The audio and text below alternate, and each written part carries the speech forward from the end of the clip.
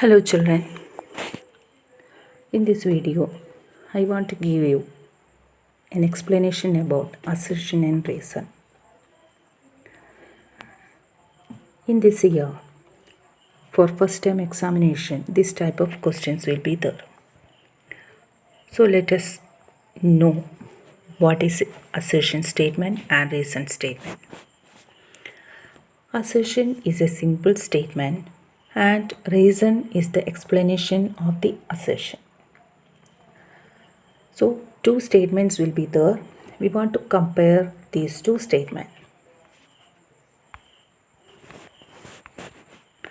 Then let us discuss about the questions from the chapter Real Numbers.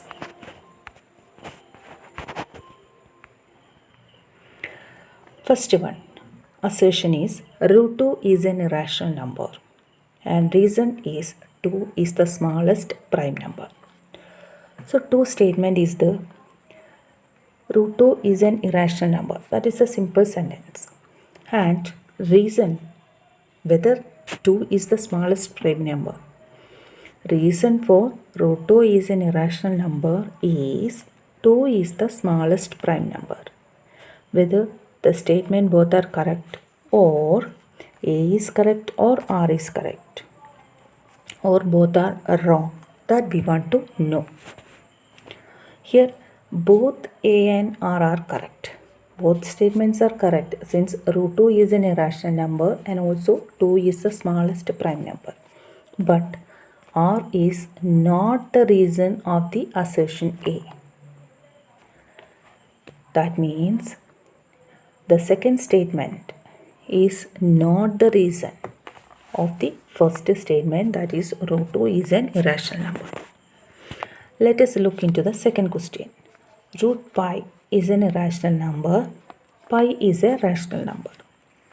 That means pi is a rational number. That is why root pi is an irrational number.